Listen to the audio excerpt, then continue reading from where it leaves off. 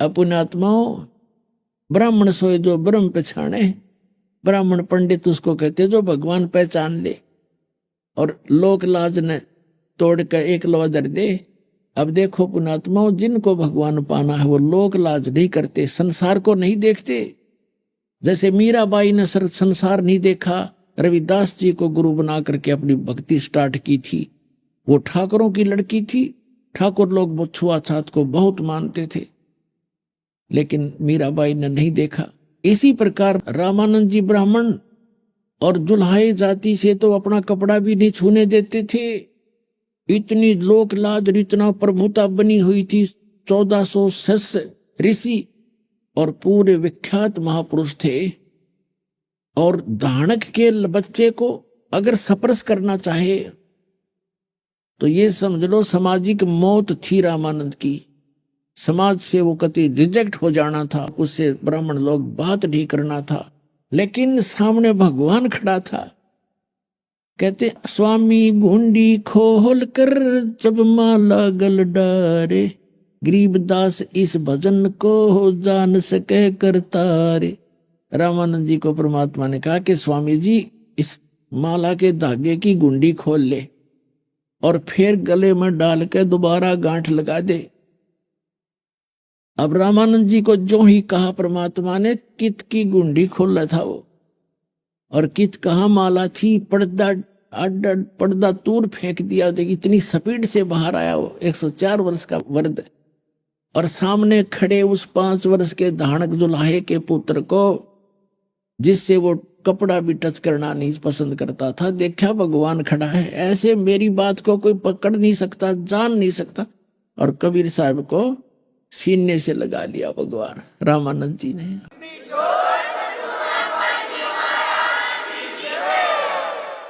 कहते हैं वक्त पड़े सौदा करे और बाढ़ में पड़ो यू ज्ञान। सामने भगवान खड़ा जिसके लिए भटक रहा है, 104 साल खो दिए, घर त्याग दिया, और आज भगवान सामने खड़ा, फिर वो समाज ने देखेगा तो धिक्कार ऐसे भगत को और ऐसी भक्ति को, वो भगत नहीं है। अब रामानंद जी ने जो ही परमात्मा को ऐसे सीने से लगा तो ऐसा शरीर भगवान का जैसे रुई होती है। यजुर्वेद अध्याय नंबर 40 के मंत्र नंबर 8 में कहा कि सप्रियागात शुक्रम अकायम एवर्णम ऐसनाविरम कबीर मनीषी। वो परमात्मा कबीर जो यहाँ आते हैं विद्वान रूप में, यानी जगत गुरु रूप में, तत्वदर्शी संत के रूप में, वो परमात्मा वैसे सबसे पहला देहधारी है। और उसका शरीर शुक्रम अकायम है। उसका शुक्रम माने माता पिता के बीज से बना हुआ, वो शुक्र से बना हुआ हमारे जैसा 5 तत्व का शरीर नहीं है जो माता पिता के बीज से बनता है। तो कहते वो शुक्रम कायम ऐसा नाविरम, उसके शरीर में नाड़ी नहीं है, हार्ड होड नहीं है उसके अंदर। तो वो ऐसा शरीर है भगवान का। इसलिए परमात्मा कहते मैं विधेयी हूं। धर्मदास जी ने कहा था, हे परमात्मा आपके शरीर दिखाई देता है और आप अपने आप को विधेयी कहते हो।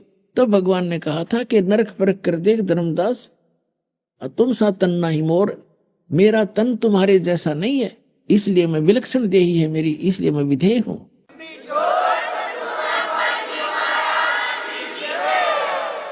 अब जो ही रामानंद जी ने कहा कि ये तो दीक्षा तुम दई ये मान ली मन मोरे, गरीबदास तुम कोमल पुरुष हमरा बदन कठोर।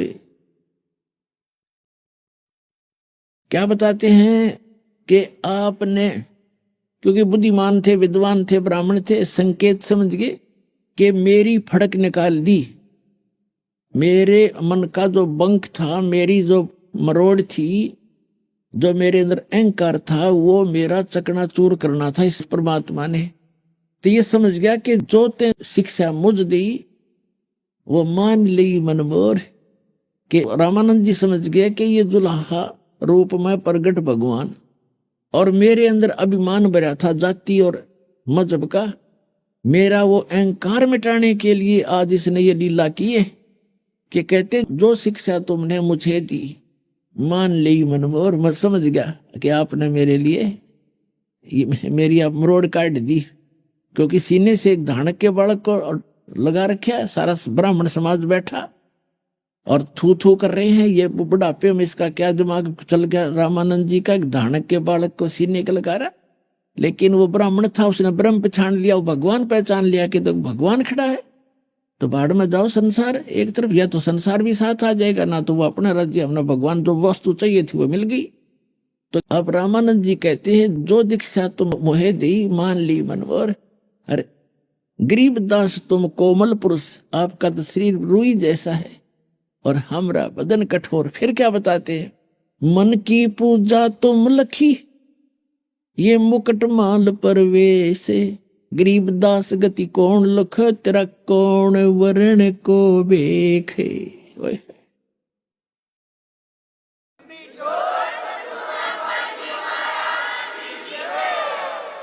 तो रामानंद जी कह रहे हैं कि भगवान आपने कैसे पहचाने कोई, आप किस तो वेशभूषा में खड़े हो और किस वर्ण में प्रकट हो, जुलाहा वर्ण में, और कैसे खड़े हो आप भगवान, आपको कैसे पहचान सकते हम तुझ बुद्धि जीव।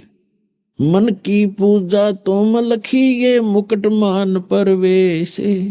गरीब दास गति कौन लखे, आपकी गति को, आपकी सतिथि को, आपकी महिमा को और कौन समझे, कौन वर्ण को देखे। किस वेशभूषा में खड़े, हमने भगवान पता नहीं कैसा मान रखा था, हाथ में सुदर्शन चक्कर हो या तीर ले रखा हो या गदा गुदा धर रखी है, और आपको तो आप भगवान खड़े।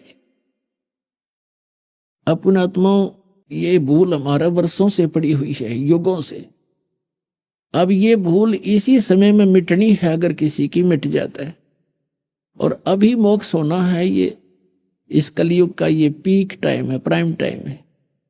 अपना आत्माओं समझो भगवान को, सदग्रंथ अपने पास है, ऐसे इंस्ट्रूमेंट आपके पास है और दास आपके पास है, भगवान का भेजा हुआ तत्वदर्शी संत और complete worship of God, complete भगवान की कंप्लीट वर्शिप दास के पास उपलब्ध है। अब परमात्मा ने क्या कहा, ये काफी वार्ता है लेकिन समय थोड़ा, मैं शॉर्ट करूंगा थोड़ा सा।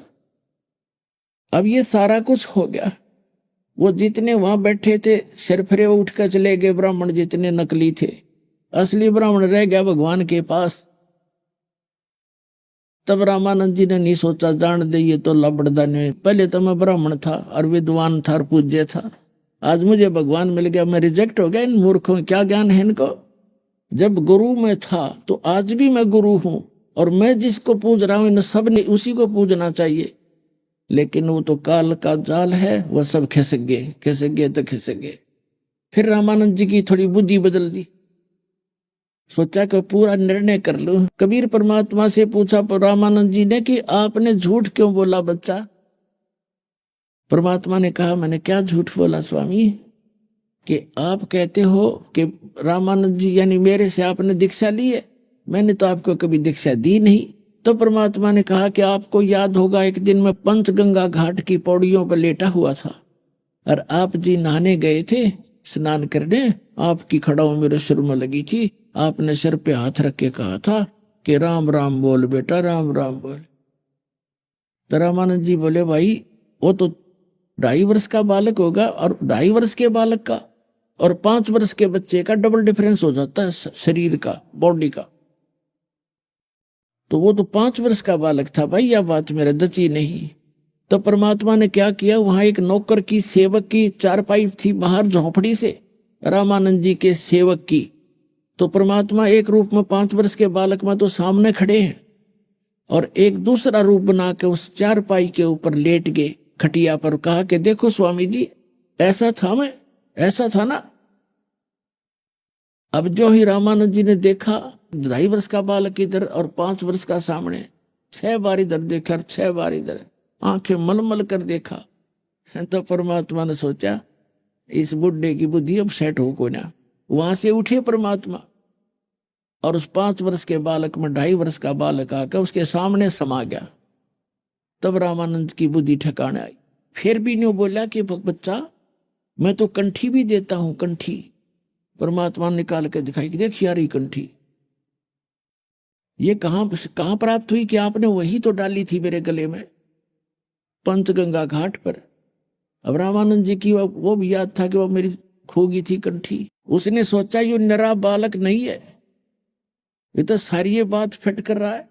फिर पूछा कि बच्चा मैं राम राम तो नाम नहीं देता, मैं कोई और मंत्र देता हूं। ये ऋषि लोग मंत्र ओपन नहीं किया करते थे। राम राम तो जैसे हम सत्साहिब करते हैं ऐसे करते थे वो। तो परमात्मा ने कहा आप ओम नाम देते हो। अब रामानंद जी की तो सिट्टी फिट्टी गुम होगी कि सारी सच्ची बतावा, जुलाहों तक तो यह बात जा ही नहीं सकती। मैं क्या मंत्र देता हूँ, गुप्त प्रतिज्ञा कराता हूँ जिसको नाम देता हूँ।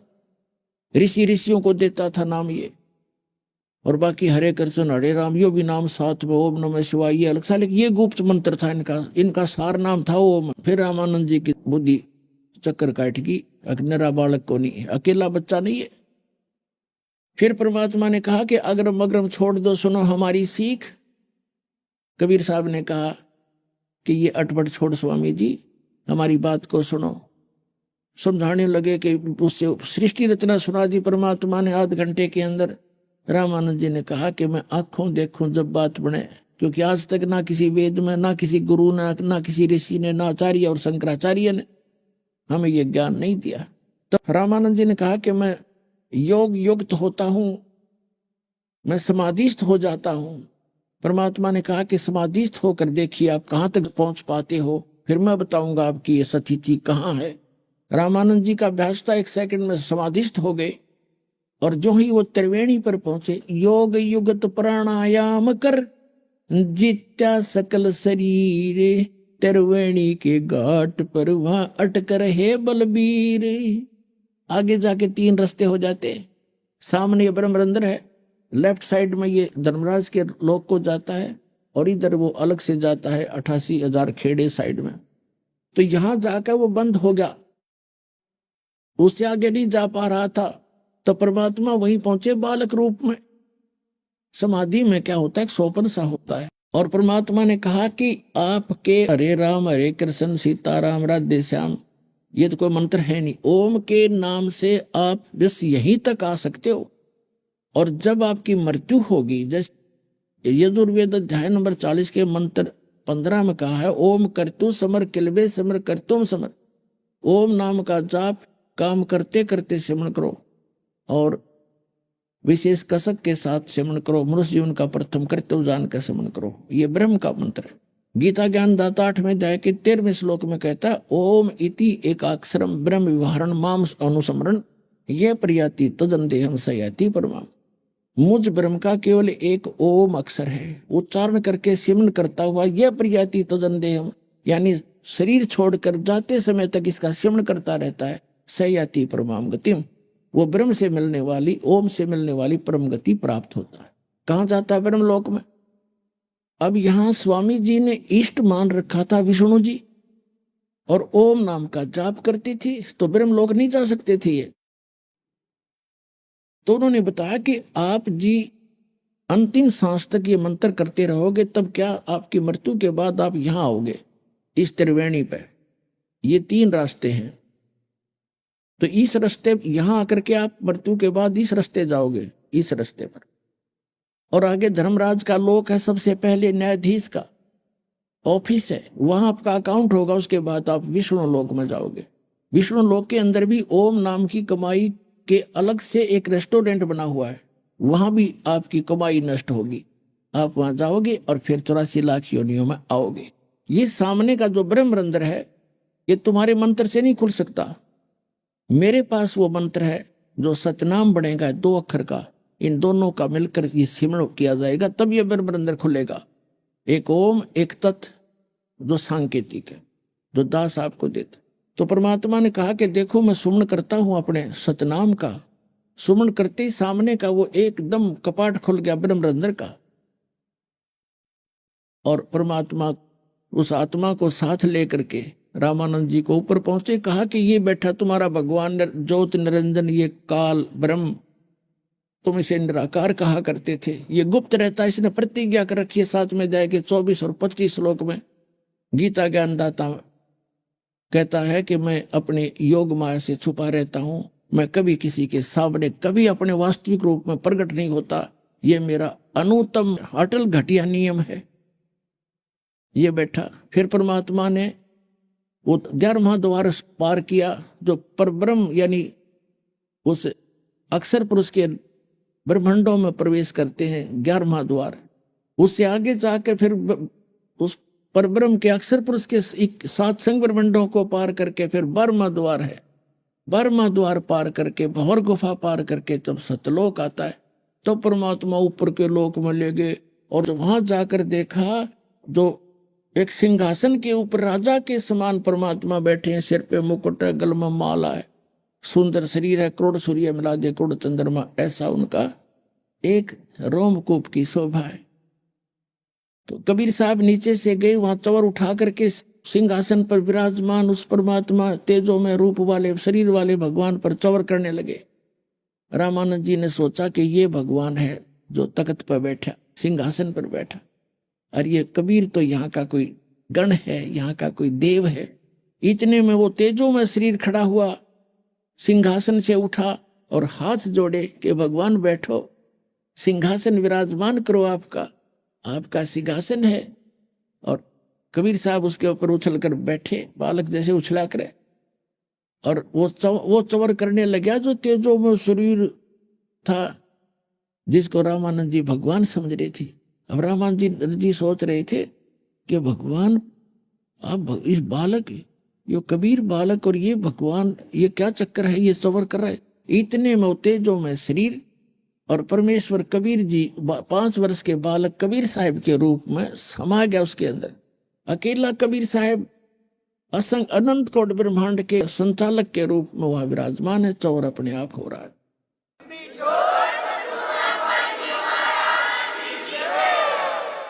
और परमात्मा का वो बालक रूप इतना तेजों में हो गया जैसे करोड़ सूर्य करोड़ चंद्रमा मिला दे एक रोम के अंदर। तब परमात्मा ने कहा कि स्वामी जी, ए स्वामी सृष्टा में और सृष्टि हमारे तीर, दास गरीब अधर बसु, मैं यहां रहता हूं, अवगत सत कबीर। अब रामानंद जी तो चरणों में गिर गया, हे भगवान, हम नहीं पहचान सकते आपको, और आप सचमुच आप भगवान हो। परमात्मा ने कहा कि वापस जाओ। अब जो ही वापस भेजा तो एकदम नीचे आया रामानंद जी, समाधि टूट गई उसकी, एकदम सामने देखा और सामने वो बालक फिर बैठा, 104 साल का बूढ़ा वृद्ध, और परमात्मा के चरणों में गिर गया और कहा, क्या कहते हैं, तावा चित चक्रित भया और देखा फजल दरबारे, गरीब दास से जदा किया हम पाए दीदारे। तुम स्वामी में बाल बुद्धि, 104 साल का ब्राह्मण, 4 वेदों का ज्ञाता, 18 पुराणों को ज्ञाता, गीता जी का मर्मज गाता कहलाने वाला, और भगवान की कैख भी पता नहीं था।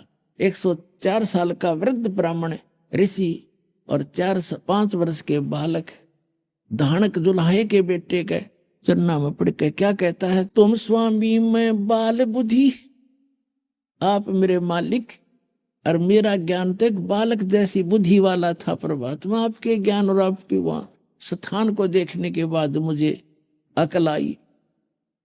तुम स्वामी में बाल बुद्धि, ये भरम कर्म किया नासे, गरीब दास निज ब्रह्म तुम मेरा होगा दृढ़ विश्वास। निज ब्रह्म, एक तो ब्रह्म है, ये काल है, निज ब्रह्म असली भगवान तो आप हो, अब मुझे दृढ़ विश्वास हो गया। सुन बेसुन से तुम परे, उर से हमरे तीरे, दास गरीब सर्वंग में तुम अवगत पुरुष कबीरे। सुन बेसुन से परे हो और यहां भी आप बैठे हो। फिर क्या कहते हैं, कोटि कोटि से जदा करे और कोटि कोटि प्रणाम, गरीब दास अनहद अधर हम पर से तव दामे। कोटि कोटि सजदा किया, कोट कोट प्रणाम। ये भगवान सामने बैठा जिसने खोज रहा, सारा जीवन न्यौछावर जिसने कर रखा, और सामने जैसे सर्प न मणि पा जा, निर्धन न धन मिल जा, भूखे न भोजन मिल जा, ऐसी सती थी रामानंद जी की होगी।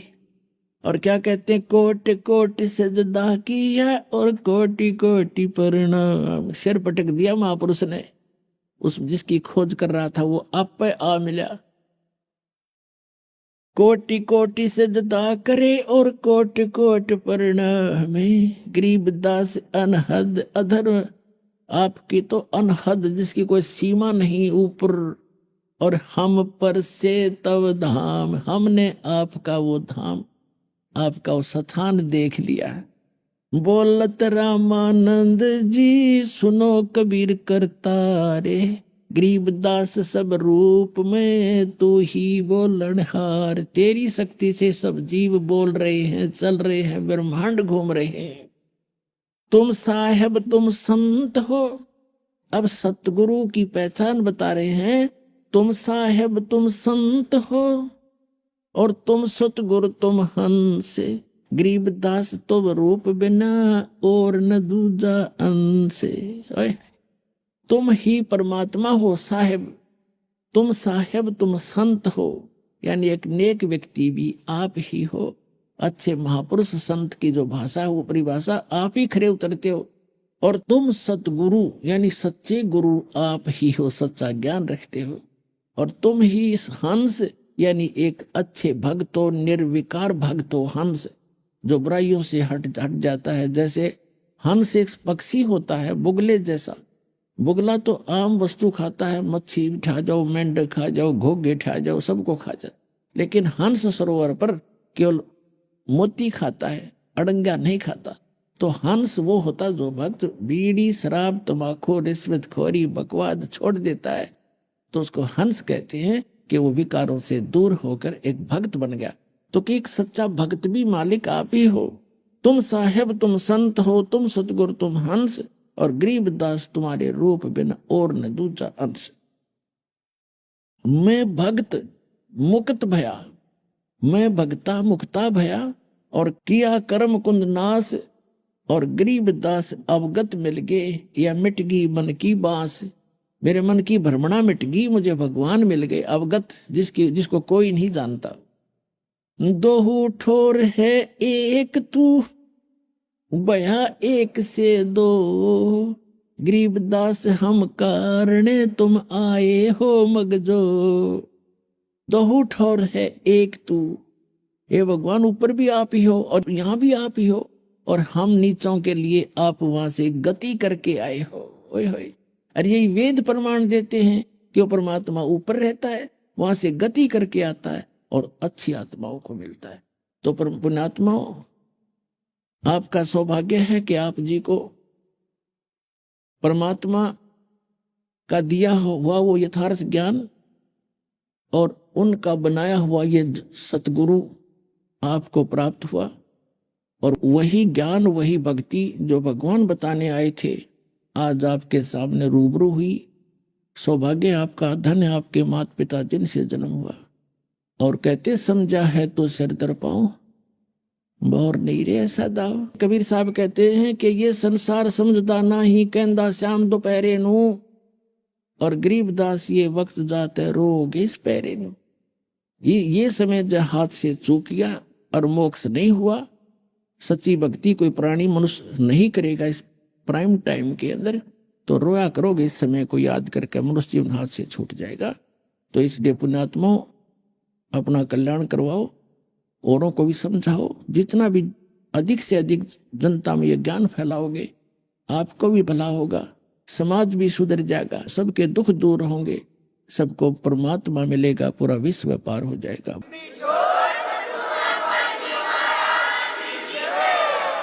इस कलयुग के अंदर सबसे दुर्लभ है सत्संग प्राप्त होना। आप जी के ऊपर परमात्मा ने ये विशेष रजा बख्शी है। आप कितनी पुण्यात्माएं हैं कि आपको सत्संग उपलब्ध हुआ। सत्संग का अर्थ होता है सत्य, तत्व ज्ञान, सत्य ज्ञान, आध्यात्मिक ज्ञान का जहां प्रचार होता हो उसको सत्संग कहते हैं। अध्यात्म मार्ग के अंदर हमने अपने आध्यात्मिक ग्रंथों को ही आधार मानकर आगे कदम बढ़ाना होगा। क्योंकि आज तक जो भी धर्म या उस धर्म के अंतर्गत फॉलोअर, उनके अनुयायी जितने भी हैं, वे प्रारंभ से ही अपने धर्म ग्रंथों को सर्वोच्च मानते हैं, उत्तम मानते हैं, शिरोधार्य मानते हैं। तो आज भी हमने उनको शिरोधार्य ही मानना होगा। और जो भी धर्मगुरु अपने धर्म ग्रंथों के विपरीत ज्ञान दे रहा है, उसको हमने अब छोड़ना होगा, तभी हम भक्ति मार्ग में सफल होंगे। इसके लिए पवित्र श्रीमद् भगवत गीता अध्याय नंबर 16 का श्लोक नंबर 23 और 24 पर्याप्त है हमें समझने के लिए। उसमें विवरण है कि शास्त्र विधि को त्याग कर जो मनमाना आचरण करते हैं, उनको न तो सुख की प्राप्ति हो सकती, न उनको कोई सिद्धि प्राप्त होती, और न ही उनकी परम गति होती है। तो पुण्यात्माओं, आध्यात्मिक क्रियाएं जो हम करते हैं, इन तीन वस्तुओं की प्राप्ति के लिए ही करते हैं कि अपने जीवन में हम सुखी रहें, हमारी कार्य सिद्ध हो और फिर परम गति हो। और ये तीनों ही पदार्थ शास्त्र विरुद्ध साधना करने से वंचित रह जाते हैं। इसलिए 24वें श्लोक में श्रीमद् भगवत गीता अध्याय नंबर 16 के कहा है, इससे तेरे लिए अर्जुन कर्तव्य और अकर्तव्य की व्यवस्था में, यानी कौन से धार्मिक अनुष्ठान क्रियाएं मंत्र जाप करने चाहिए और कौन से ना करने चाहिए, उसके लिए अपने सदग्रंथों को ही आधार मानना। तो पुण्यात्माओं, आज का जो समागम प्रारंभ हो रहा है, जो 5 दिवसीय ये सत्संग चलेगा, ये किस उपलक्ष्य में है, आज सबसे पहले आपको थोड़ी सी जानकारी देंगे, फिर परमात्मा की महिमा से आपको परिचित कराएंगे। ये जो सत्संग प्रारंभ हो रहा है, ये किस उपलक्ष्य में है? आत्मा परमात्मा की खोज में वर्षों युगों से लगी हुई है, हजारों करोड़ों युगों से लगी है। और हम अपने सदग्रंथों में ये भी पढ़ते आए हैं कि जो सत साधना करते हैं, मर्यादा में रहकर सत भक्ति करते हैं, वे ऐसे स्थान पर चले जाते हैं जहां से लौटकर फिर प्राणी कभी संसार में नहीं आता। प्रमाण के लिए श्रीमद् भगवत गीता अध्याय नंबर 15 के श्लोक नंबर 1 से लेके 4 में प्रमाण किया है कि तत्वदर्शी संत की प्राप्ति के उपरांत, और तत्वदर्शी संत कैसा होगा वो भी इसमें प्रमाणित किया है। जो उल्टे लटके हुए संसार रूपी वृक्ष के सभी विभाग विस्तार से जानता है, वो तत्वदर्शी संत है। तत्वदर्शी संत चौथे अध्याय के 34वें श्लोक में कहा है कि अर्जुन, तू तत्वदर्शी संत से उस तत्व ज्ञान को प्राप्त कर। तो यहाँ 15वें अध्याय के 4थे श्लोक में कहा है कि तत्व ज्ञान की प्राप्ति के उपरांत उस तत्व ज्ञान से इस अज्ञान को काटकर, अर्थात अज्ञान हटाकर, उसके पश्चात परमेश्वर के उस परम पद की खोज करनी चाहिए, जहां जाने के बाद साधक फिर लौटकर कभी संसार में नहीं आते। और जिस परमेश्वर ने संसार रूपी वृक्ष की रचना की है, यानी सारे ब्रह्मांडों की जिसने रचना की है, केवल उसी की भक्ति करो। गीता ज्ञान दाता जो श्री कृष्ण जी के अंदर प्रवेश करके बोल रहा है, वो ब्रह्म है, सरपुरुष है। वो अपने विषय में कहता है कि अर्जुन, तेरे और मेरे बहुत जन्म हो चुके हैं, तू नहीं जानता, मैं जानता। मेरे कर्म और जन्म अलौकिक हैं, दिव्य हैं। प्रमाण के लिए श्रीमद् भगवद गीता अध्याय नंबर 2 श्लोक 12, अध्याय नंबर 4 श्लोक 5 और 9, अध्याय नंबर 10 श्लोक 2 में ये गीता ज्ञानदाता स्वयं कहता है कि मेरी भी जन्म मृत्यु होती है और मेरे उपासक की भी जन्म मृत्यु होती है और आपकी भी होती है। यदि हम ये मानकर चलें कि श्रीमद् भगवद गीता का ज्ञान श्री कृष्ण जी बोल रहे हैं, वैसे तो सच्चाई आपको बताई दी दास ने, श्री कृष्ण जी के अंदर ये सरपुरुष यानी काल ज्योत स्वरूपी निरंजन, जो जिसे योगी लोग ब्रह्म कहते हैं, ऋषि लोग जिसे ब्रह्म कहा करते हैं, वो बोल रहा है। और वो 21 ब्रह्मांड का स्वामी है। और श्री कृष्ण जी विष्णु जी के अवतार हैं। श्री विष्णु समझो से श्री कृष्ण समझो। ये केवल 3 लोकों पर, पृथ्वी लोक, स्वर्गलोक और पाताल लोक, इन 3 लोकों पर केवल एक विभाग के प्रभु हैं, स्वामी हैं। विष्णु जी सतोगुण विभाग के, यानी श्री कृष्ण कहो, विष्णु कहो, और ब्रह्मा जी रजोगुण विभाग के मंत्री समझो, साहब समझो, मालिक समझो, खुदा समझो। और श्री शंकर जी जो है ये तमोगुण विभाग के स्वामी समझो, प्रभु समझो। ये केवल इतने ही मालिक हैं। तो गीता ज्ञान दाता जो भी आप समझते थे उसी को सोचकर चलिए, वही मानकर चलिए। वो कह रहा है कि मेरे तो जन्म मृत्यु होते हैं और वो कोई और परमात्मा है जिसकी शरण में जाने से 18वें अध्याय के 62वें श्लोक में कहा है, अर्जुन तू सर्वभाव से उस परमेश्वर की शरण में जा, उसकी कृपा से तू परम शांति को और सनातन परम धाम को प्राप्त होगा। तो यहां हमने अब समझना है कि वो परमात्मा कौन है, जिसके विषय में गीता ज्ञानदाता भी प्रमाणित करा कि उसी की शरण में जाओ, उससे आपको वो स्थान मिलेगा जहां जाने के बाद फिर लौटकर कभी संसार में नहीं आओगे। वो शाश्वत स्थान है। तो अब हम जो प्रसंग चला है कि ये आत्मा परमात्मा को युगों से खोज रही है, और हम पिछले इतिहास देखते हैं अपने ऋषि महर्षियों के, उन्होंने हजारों हजारों वर्ष तपस्याएं की, साधनाएं की, अनुष्ठान किए कि भगवान मिले, कल्याण हो। लेकिन यदि उनका मार्ग ठीक होता तो वही मार्ग वो हमें बताया करते थे, तो हम सभी चले जाते और पृथ्वी खाली हो जाती। अब यहां शंका एक और उत्पन्न होती है कि भक्तजन श्रद्धालु कहते हैं कि यदि पृथ्वी खाली हो जाएगी तो यहां कौन रहेगा। तो ये बालक सोच होती है। एक बिल्कुल अबोध बच्चा ये बातें कर सकता है जिसको कुछ भी ज्ञान नहीं। अब ये कोई सुख का स्थान थोड़ा ही है, हर चीज का अभाव यहां पर, और सारा जीवन हम अपने इस पेट पोषण पर ही लगा देते और बीच में ही मृत्यु हो जाती है। इतना गंदा स्थान यहां रहने की इच्छा हमारी क्यों बन रही है? क्योंकि हमें उस अन्य सुख में लोक का ज्ञान नहीं, और वहां जाने का कोई समाधान नहीं। अब जैसे चंद्रमा खाली पड़ा है, ऊपर के ग्रह ये सभी खाली पड़े हैं, तो एक पत्थर ये भी पड़ा रहेगा। हमने कौन सा ठेका ले रखा है यहीं पर गर्मी और सर्दी और भूख प्यास, इन कैंसर से पीड़ित होकर मरने और जीने की। यह तो हमारी मजबूरी है।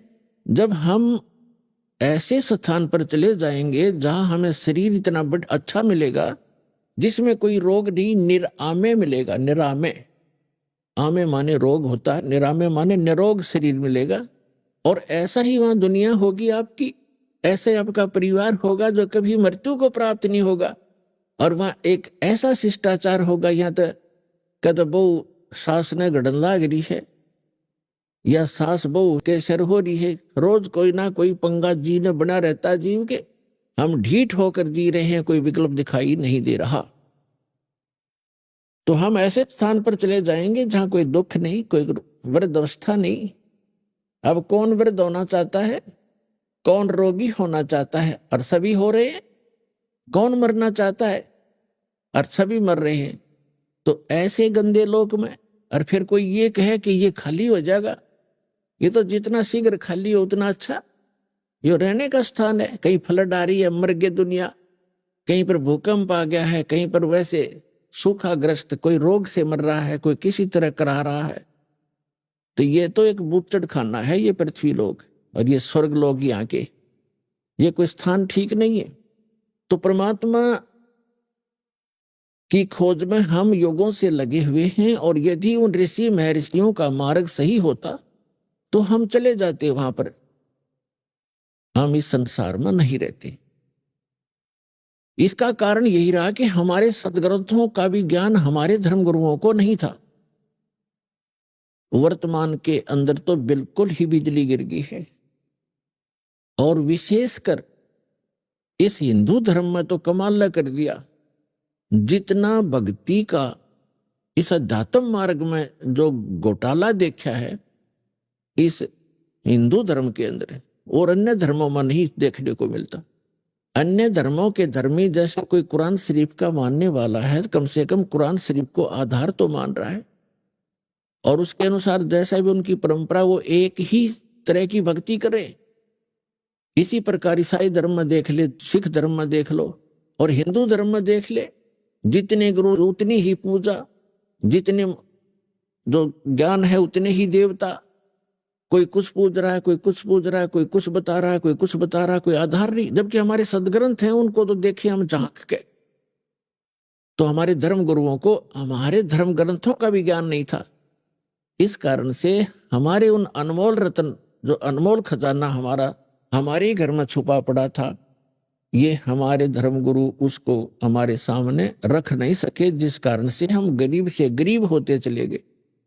हम आध्यात्मिक गरीब हो गए, निर्धन हो गए। कबीर साहब कहते हैं, कबीर सब जग निर्धना और धनवंता ना कोई, धनवंता सो जानिए जिस पर राम नाम धन होए। तो हमारे पास राम नाम धन नहीं रहा, जिस कारण से हम भिखारी बन गए। तो पुण्यात्मा, अब हमने फिर राम नाम के धन को पुनः संग्रहित करना है शास्त्र अनुकूल साधना करके। अब आज का जो समागम प्रारंभ हुआ है, इसका उपलक्ष्य है कि ज्येष्ठ सुदी पूर्णमासी को वो परम अक्षर ब्रह्म जो हमारे पिता हैं, जो हमारे हमदर्द हैं, जो हमारे दुख में दुखी होते हैं, जो हमें सुखी करने के लिए, और सतलोक जो स्थान हम छोड़कर आए हैं जहां हम सुखी रहा करते थे, उसकी खबर बताने के लिए, खबर देने के लिए, उसकी जानकारी देने के लिए वो परमात्मा स्वयं ही आते हैं। और ये हमारे सदग्रंथ भी प्रमाणित कर रहे हैं। ऋग्वेद मंडल नंबर 9 सूक्त नंबर 86 और मंत्र नंबर 26 और 27 में, ऋग्वेद मंडल नंबर 9 सूक्त 82 मंत्र 1, 2, 3 में, ऋग्वेद मंडल नंबर 9 सूक्त 20 मंत्र 1 में, ऋग्वेद मंडल नंबर 9 सूक्त 94 के 94 के मंत्र नंबर 1 में, ऋग्वेद मंडल नंबर 9 सूक्त 95 के मंत्र नंबर 2 में, ऋग्वेद मंडल नंबर 9 सूक्त 96 96 के मंत्र 16 से लेकर 20 में, ऋग्वेद मंडल नंबर 9 सूक्त 54 मंत्र 3 में, ऋग्वेद मंडल नंबर 9 सूक्त 1 मंत्र 8 और 9 में, और भी अनेक स्थानों पर ये प्रमाण दिया है कि वो परमात्मा जो सर्वशक्तिमान है, सर्वोत्पादक प्रभु, सबकी उत्पत्ति करने वाला, वो परमात्मा ऊपर रहता है ध्रुवलोक के तीसरे पृष्ठ पे। ध्रुवलोक माने तेजो में लोक, जो सौ प्रकाशित पृथ्वी सतलोक है। उस पृथ्वी पर वो परमात्मा एक गुम्बज के अंदर राजा के समान, सिर पर मुकुट है, ऊपर श्वेत छत्र है दाता के, और सिंहासन यानी तख्त पर विराजमान है। तो जिन महापुरुषों ने परमात्मा को वहां देखा, उन्होंने भी बताया है परमात्मा का साक्षात्कार जिनको हुआ है, क्योंकि वो परमात्मा स्वयं ही उनको लेकर के सतलोक गए थे, अपना निज स्थान दिखाकर उनको वापस छोड़ा था। उनमें से एक हैं आदरणीय गरीबदास साहिब जी, गांव छुडानी, जिला झज्जर, हरियाणा वाले। उन्होंने कहा कि श्वेत छत्र और सिर मुकुट विराजे, देखत ना उस चेहरे नु, गरीबदास ये वक्त जात है, रोगे इस पैरे नु। यानी वो परमात्मा के सिर पर सफेद छत्र है एक ऊपर, जैसे ये छत्र, आप छतरी देखते हो छोटी सी, ये तो आर्टिफिशियल है, वहां परमात्मा की ओरिजिनल है। और सिर पर मुकुट है उस परम पिता के, जैसे राजा लोग पहनते हैं। यही ऋग्वेद मंडल नंबर 9 सूक्त 82 मंत्र 1 में है कि वो सर्व उत्पादक भरपूर, सब पापों का नाश करने वाला, राजा के समान दर्शनीय है, देखने में राजा के समान तख्त पर विराजमान है, सिंहासन पर बैठा है। और वहां से गति करके आता है, अच्छी आत्माओं को मिलता है जो दृढ़ भक्त होते हैं। तो इन सभी वेद मंत्रों का निष्कर्ष है कि वो परमात्मा ऊपर बैठा है, नर आकार है, मनुष्य दृश्य है। जिन महापुरुषों ने परमात्मा को देखा उन्होंने कहा हमरे ही हुनियार है हमारा सृजनहार, हमारा सृजनहार, हमारा भगवान, हमारा उत्पत्ति करता, हमारे ही शकल का है, हमारे जैसी शकल का है, हुनियार हमारे जैसे रूप का है। लेकिन उस परमात्मा की सामर्थ्य और मेटेरियल ऑफ बॉडी हमसे ज्यादा शक्तिशाली और अविनाशी है, ताकतवर है, तेजों में है। तो सतलोक में जाने के बाद प्रत्येक प्राणी, प्रत्येक जीव हंस कहलाता है, हंस।